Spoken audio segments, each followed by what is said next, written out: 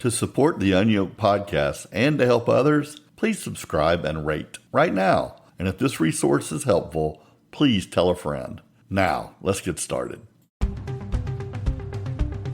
The Unyoked podcast, navigating the pain, process, and possibilities after a Christian divorce.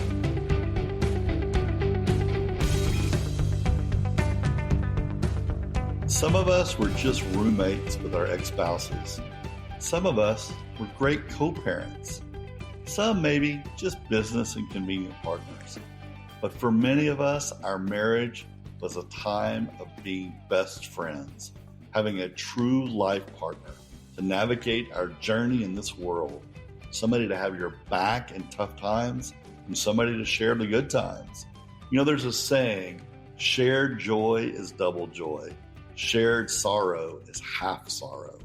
No matter the level of the relationship you shared with your spouse, there is no doubt many of us have suffered real loneliness post-divorce, crushing loneliness as we find our way to being single and alone, not just in bed, not just in the kitchen table, not just traveling, but in decision-making, life goals, partner navigation. It's hard, real hard to battle with loneliness. And today we're going to discuss all the issues surrounded being a lonely Christian single post-divorce. Let's start with the cold, hard realities. Being lonely can lead to some real dark places. And I can 100% promise you, it can lead to some real bad decisions.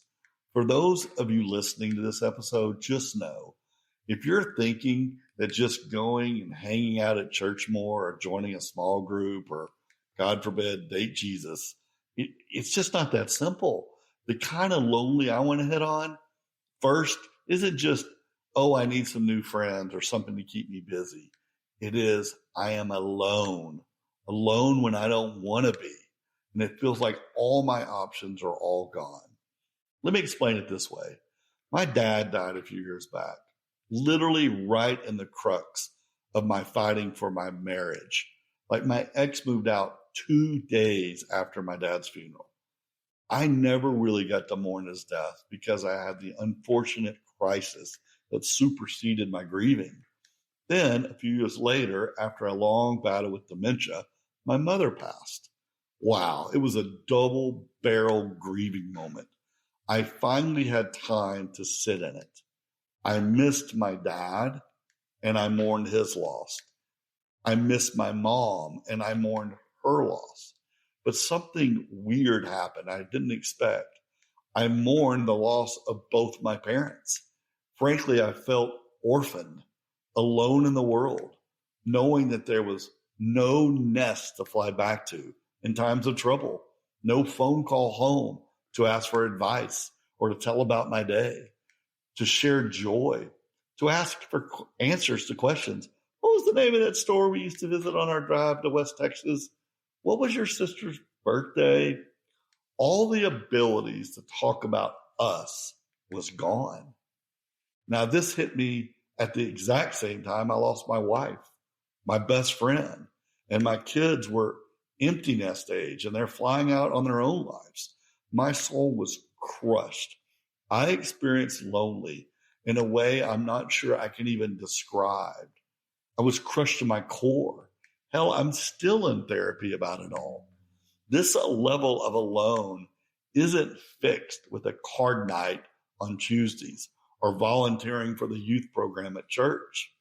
Although some of you listening might have filed for your divorce, and you may have made absolutely the right decision. Maybe some of you listening, you're the sole responsibility for your divorce.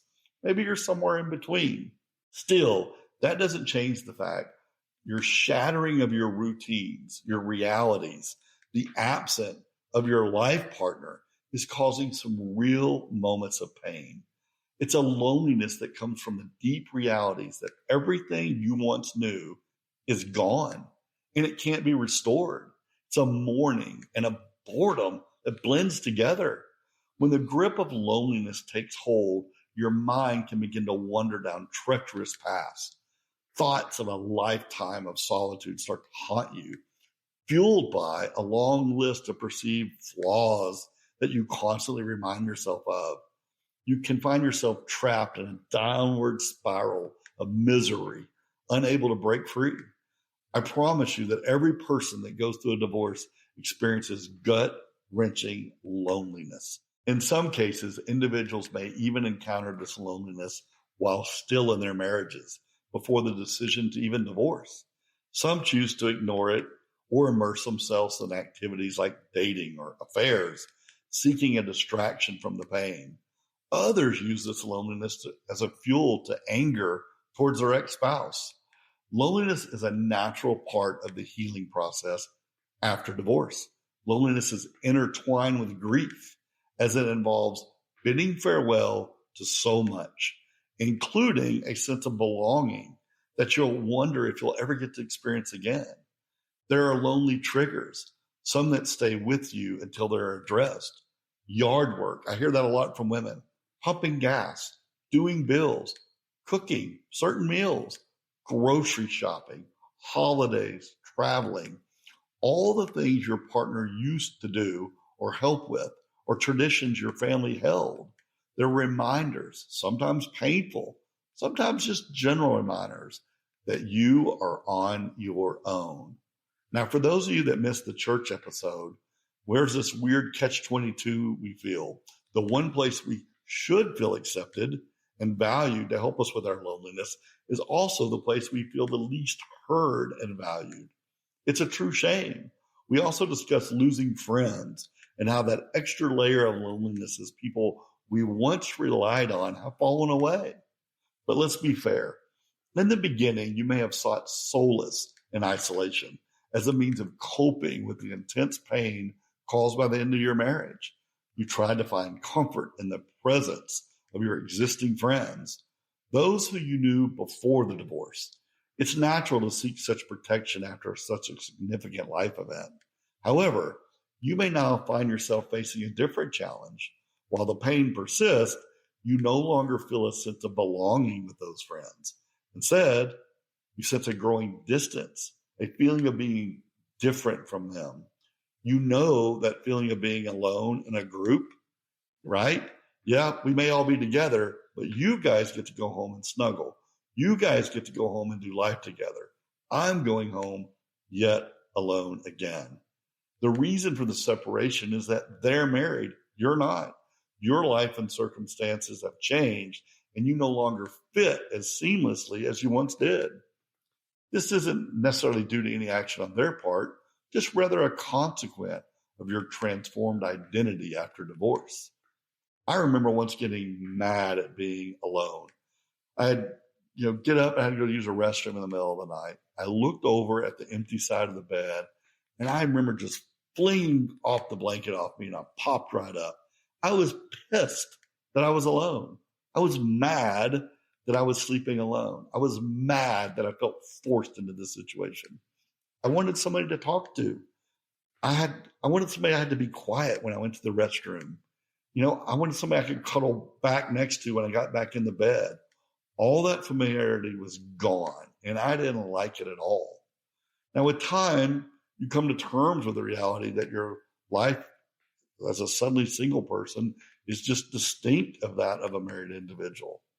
If you can't have that person in your life, you may yearn for someone who can truly comprehend the complexities of your new life. There are numerous individuals who deeply understand what you're going through. They are fellow suddenly single people. We're out here. We're an army. And no, I'm not suggesting diving into the dating scene. I'm talking about making genuine friendships. Dating may be the worst idea right now. So let's talk about that. A large percentage of you listening are codependent.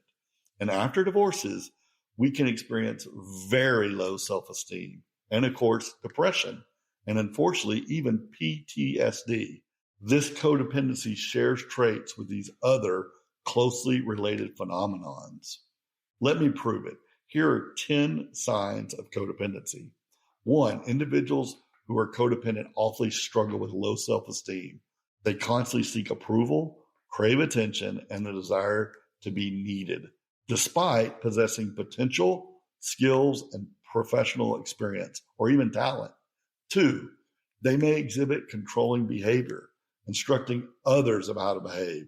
While they yearn to maintain control over themselves and others, they lack confidence to believe in their own abilities and rely on others to define them.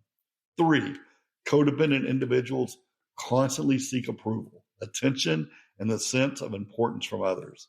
4, they go to great lengths to please others, even when it's not necessary. 5, codependent individuals tend to take care of everyone around them. These traits stem from the need to feel needed, important, and acknowledged by others. 6, throughout this process, codependent individuals become reactive to others, often neglecting their own well-being while being proactive in helping others. 7, as a result, their personal interests take a backseat and their relationship becomes exploitive for the codependent, even though they may exhibit controlling behavior and expert control over others. 8, codependent individuals may experience strong emotions but are emotionally vulnerable. They rely on relationships and others to validate their self-worth. And 9, while they may possess individual strengths and capabilities, they are reluctant to explore them independently. Their entire existence revolves around the presence of others. And lastly, 10, codependents may also develop dependencies on substances or exhibit personality disorders as a byproduct of their codependency. Until you fix these traits, you have no business dating, and dating will create way more problems than it fixes. Just like we tell it's just like a drug addict. He thinks his next hit fixes his problems, when really it's just making his problems way worse. Now, you can have friends of the opposite sex, right? If you're thinking about dating, but just don't think that your issues will go away when you find someone who fills your time and sits on a couch with you and takes you to dinner. We are social animals. We need friends. It reminds me of a joke of the guy who moved into a wilderness. And he was there for months and months and months. And he finally looked across the valley and he saw another man way in the distance pulling a mule. And he waved him down and hollered. And it took him 30 minutes to meet in the middle. Let's take a quick break. Are you facing the challenging crossroads of divorce? I bet you know someone who is. Well, now there's a resource for your shelf. Maybe for you, maybe for a friend. Unyoked Choices, the Christian Handbook for Divorce Decisions. A book for those in need. Buy one for you or for a friend. Navigate the divorce decision and the execution of unyoking with wisdom, strength, and confidence. Available now in paperback and Kindle. Only $8.99. Order your copy today. Visit toddturner.com/books. Unyoked Choices, because these decisions matter. And the guy goes, "Oh, I didn't know anybody was out here." And the guy goes, "Yeah, you're my neighbor. I've been looking at you, waiting on you to get settled in." He goes, "Man, I'm just lonely out here." And the guy goes, "Well, why don't you come to my house tonight? We're going to have a big party. There's going to be all the fighting and gambling and drinking you can handle." And the guy goes, "Great. What time's everybody get there?" He goes, "Oh, it's just going to be me and you. Anytime's fine." Right? It's just people need people in their lives, right? And sometimes they'll put up with anything just to be by somebody. You need friends, but who? I think the difference is depending on your stage of life. With young kids, you will do much better with people lockstep with your kids' activities, lawn chairs, bleacher seats, tryouts, practices, and games.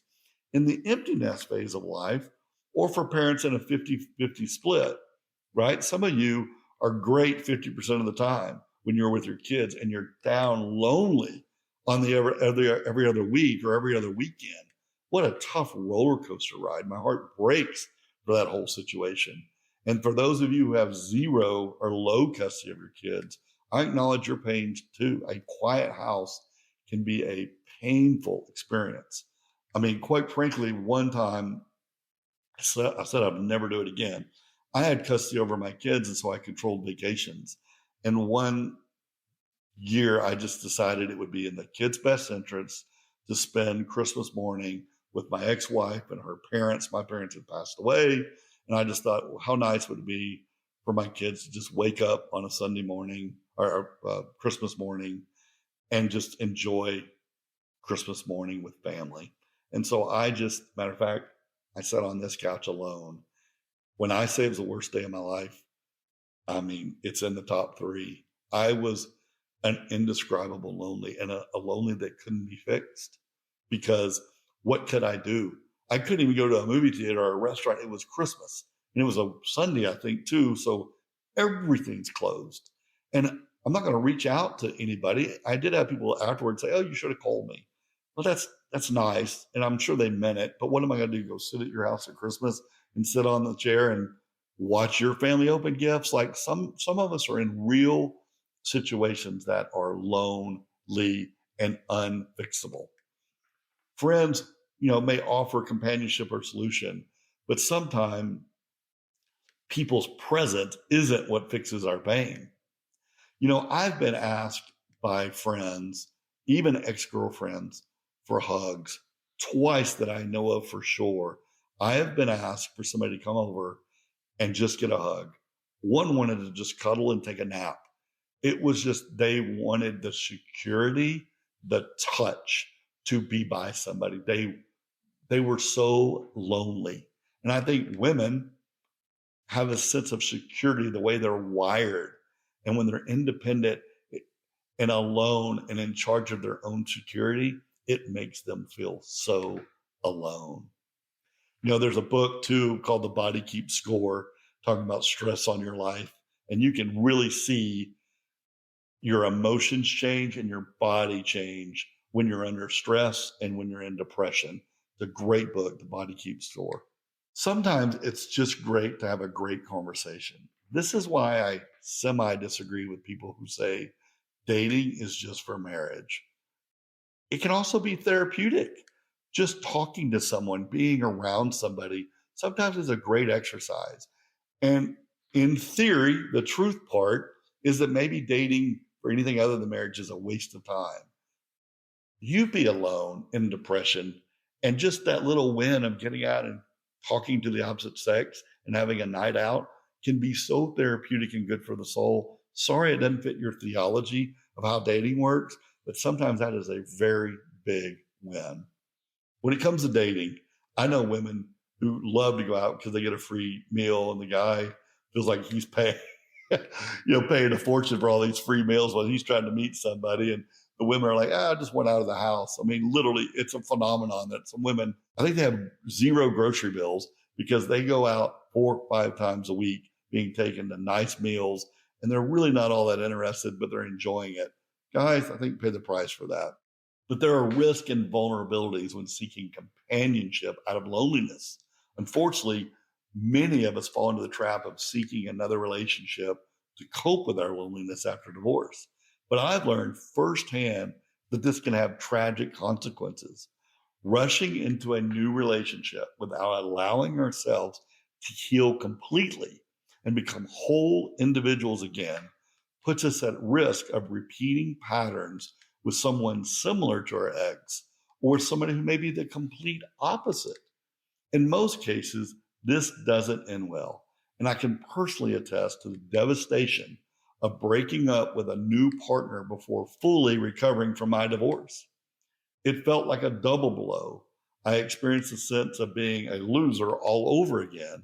And even worse, some people resort to discussing their loneliness with their children after a divorce.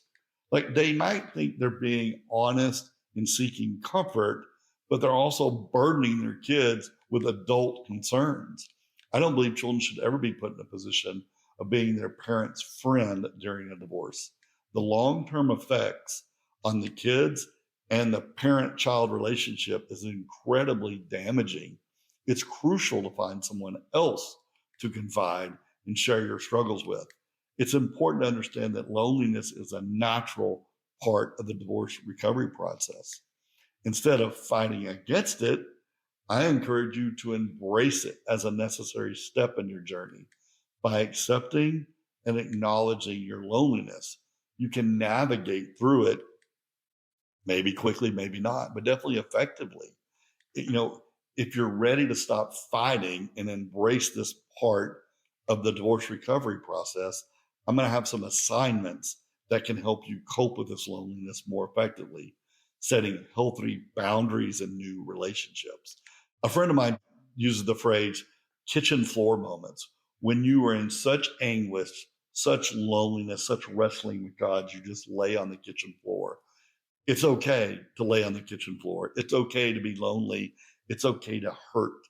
Just to go fix it with a quick relationship is just not wise. So here are some valuable steps to help you overcome loneliness after divorce. One, connect with loved ones. Improve your existing relationships. Reach out to family members, distant cousins, close friends who can provide love, support, and understanding. Strengthening these connections, which can easily waver as we get into the busy seasons of life, can help alleviate loneliness and provide a sense of belonging. Zoom dates, online friendships may be a great first step. Zoom has changed how we value community. People have happy hours online, and you don't have to get all the way ready. Just put your hair in a ponytail or put on a t-shirt, guys, and just get on Zoom. Talk to somebody. It's not that hard to get out of the house. You don't have to. Two, force yourself to be social. Exercise those muscles. Go sit in the back. Come late. Leave early. I don't care if you have to drive to the door of an event and turn around and go home. I don't care. Move, attempt, crawl, walk, run. Even if it feels challenging at first, make efforts to engage in social activities. Attend gatherings, join clubs or groups that align with your interests. Participate in community events. Pushing yourself to interact with others opens new doors to friendships and possibilities. Go to the gyms, put in your earphone if you have to for a while, then take it out one day, talk to somebody. Baby steps, baby steps. Sit in the corner with other people who don't want to be there either, right? I have a friend of mine. He is so great at walking in a room and finding who needs something. One time we were in Israel, we were in Jerusalem, and there was a little lady walking by herself. Now, me, being selfish, I was there with somebody and I was talking. I probably walked right by this lady. He was probably walking by somebody too, ended up walking with this lady. Turned out she was a Holocaust survivor. He went through the whole Holocaust museum with her, heard her stories. Oh, there's my family. There's my sister. Oh, I was there. He had this rich experience with this lady because he was attentive. Well, I promise you, there are people in almost every room that maybe doesn't want to be there either, or had a tough day, or they're going through something. If you just be a little attentive, you might find somebody who might just be attentive back to you, right? Go take a look. Not everywhere you're going, everybody else is having fun and you're not. There's other people there who are struggling, maybe just like you. Volunteer to restore perspective and to keep busy. Engaging in volunteer work not only benefits others, it also provides a sense of purpose and fulfillment. It can help shift your focus from your personal struggles, and you make a positive impact in the life of others. Create a sense of connection and fulfilling. Like helping someone in need might show you how blessed you really are. And four, do things you haven't done in a while. Rediscover your passions, your hobbies, your interests that may have taken a back seat during your marriage or child rearing years. Engage in activities you can enjoy or used to enjoy that bring you fulfillment, a renewed sense of self. Paint, dance, sing, work out, write. Try things you like next to somebody, maybe in a painting class. Be alone, but in public. And five, get off social media. While social media can be a useful tool for connecting, it can also contribute to feelings of loneliness and comparison. Take breaks from social media platforms. Focus on nurturing real life connections and experiences. Social media makes you lonely. Six, establish a routine. Work on yourself. Create a daily routine that includes self-care activities such as exercise, meditation, journaling, personal goals. Focus on self-improvement and personal growth. Boost your confidence, your self-esteem, and your overall well-being. It helps with the woe is me, laying in bed, let me turn on Netflix and TikTok solutions that are a road to nowhere. And then seven, know the difference between feeling lonely and being alone. Allow yourself to feel sad, but don't dwell in misery. It's essential to acknowledge and process your emotions after divorce. Allow yourself to grieve, but also actively work towards healing and moving forward. Seek healthy outlets for your emotions, such as therapy, support groups, or confiding in a trusted friend. And seek professional help.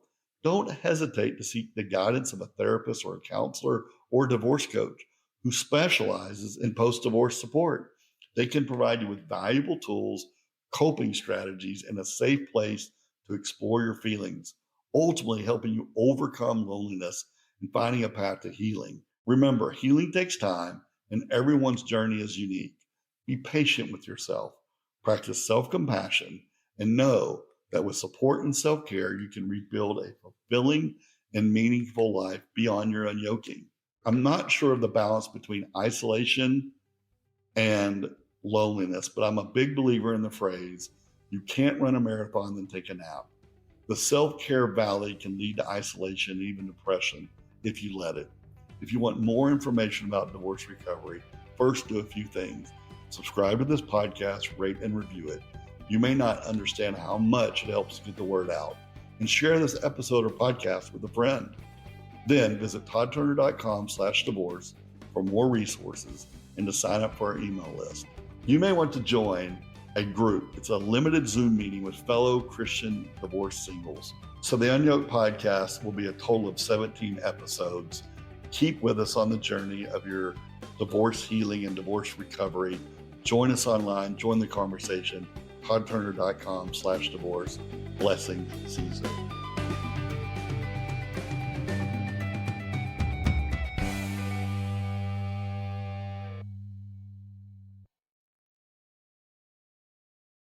Thank you for listening to the Unyoked podcast with me, Todd Turner. This was originally planned to be a limited 17-episode podcast navigating the major milestones after a divorce. Well, the feedback and needs were too great, and now I'm going to dive deeper into each episode, but with a female co-host. We are excited to help further the conversations into divorce recovery and gaining healthy, single legs as a Christian.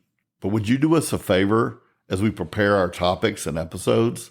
Please go to toddturner.com/contact and give us feedback on the podcast, specific episodes, topics you wish were addressed. We would love to hear from you. Then, after that, please rate and review this podcast. You might not know how important that is to help grow the popularity and the reach of this resource for thousands of people who need it and don't even know it exists. Rate, subscribe, share, all of it. But let's start with go to toddturner.com/contact and let me hear from you. I read every single email that comes in. Blessing.